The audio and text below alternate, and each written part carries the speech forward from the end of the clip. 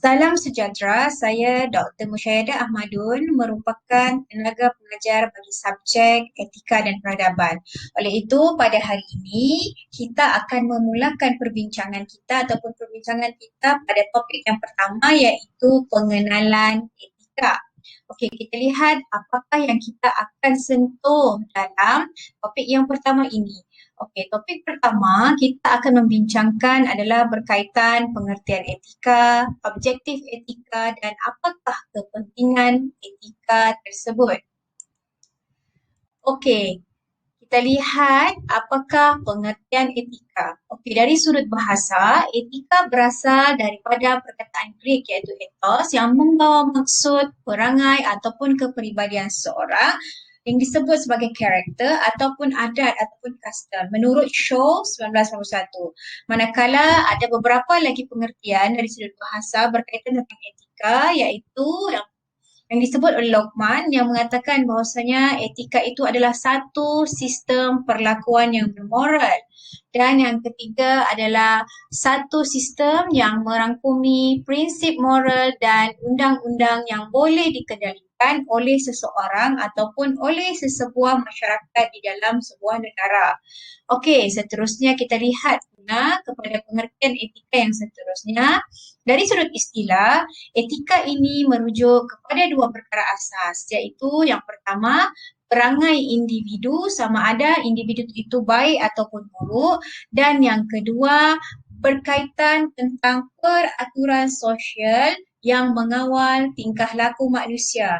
Okey, jika kita lihat etika ini dari sudut istilah juga adalah satu set undang-undang yang mana ia mentafsirkan sesuatu perlakuan sama ada dari sudut betul ataupun salah, yang mana individu tersebut, yang mana ia dapat membantu individu tersebut membezakan antara fakta dan juga kepercayaan yang menentukan bagaimana sesuatu isu ditangani dan menentukan prinsip-prinsip moral yang bersesuaian yang boleh dilaksanakan dalam sesuatu situasi tersebut. Sebagai contoh, jika kita lihat pelbagai etika yang digunakan sekarang, contohnya adalah etika perniagaan yang mana yang merujuk kepada satu bidang ilmu yang merangkumi baik dan buruknya kelakuan seorang peniaga. Ia juga adalah suatu seni yang berdasarkan tingkah laku peniaga yang sukar untuk dikaji secara saintifik dan amat relatif.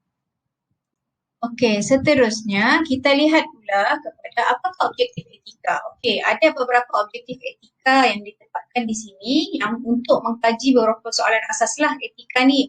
Yang pertama, apakah itu kebaikan dan keburukan. So, dari etika ini, kita boleh melihat apakah kebaikan dan keburukan sesuatu perkara ataupun sifat seseorang itu.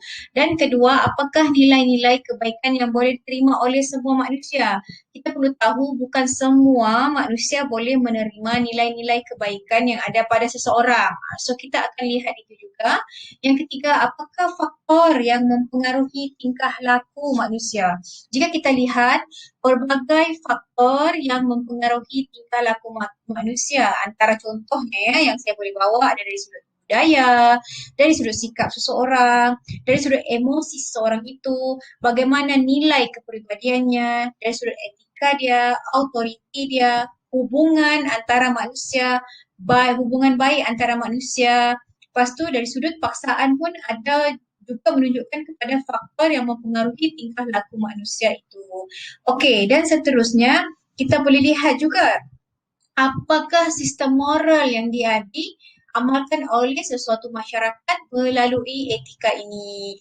Okey, seterusnya kita lihat kepada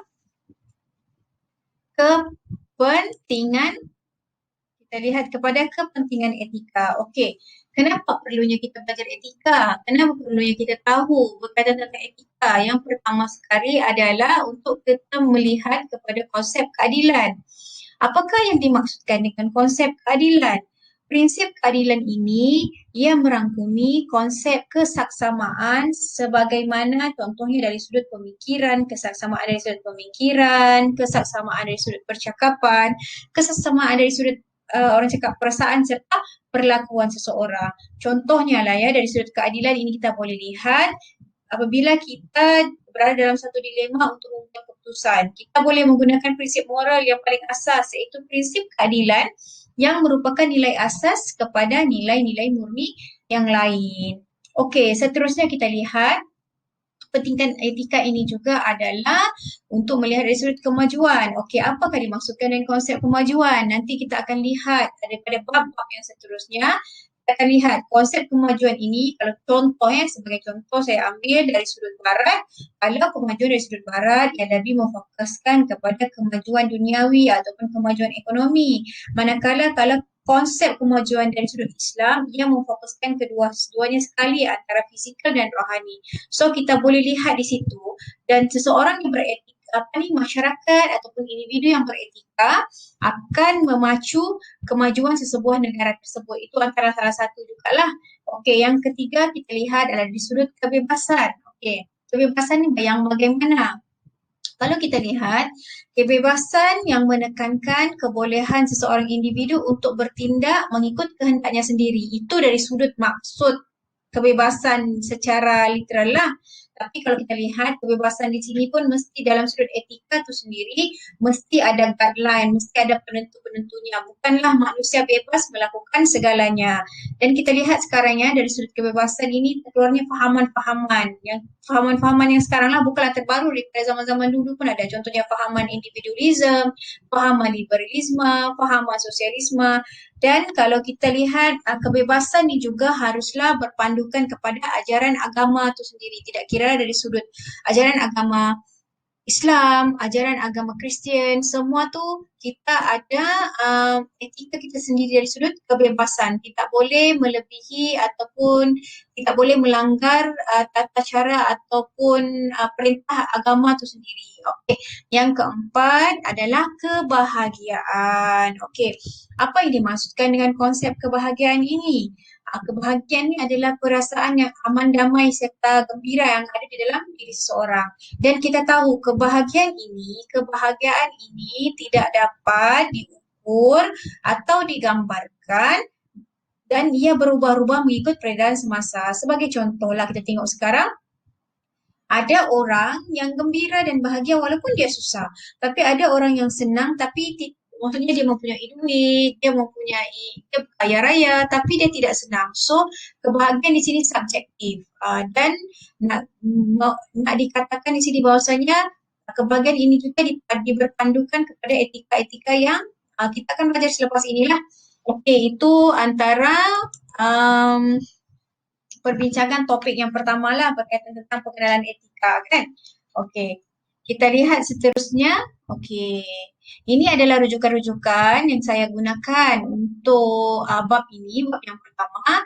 Dan sebenarnya bab pertama ini tidak banyak untuk kita bincangkan. Mungkin insya-Allah bab yang seterusnya baru kita akan jelaskan lagi dengan lebih mendalam berkaitan tentang etika, berkaitan tentang moral dan juga berkaitan tentang akhlak. Adakah ketiga-tiga perkara itu adalah sama ataupun ketiga-tiga perkara ini adalah berbeza? So, untuk hari ini itu sahaja bagi topik pengenalan etika. Jika sesiapa yang tidak faham ataupun masih kurang jelas, boleh berhubung dengan saya lah, iaitu Dr. Musaidah Ahmadun.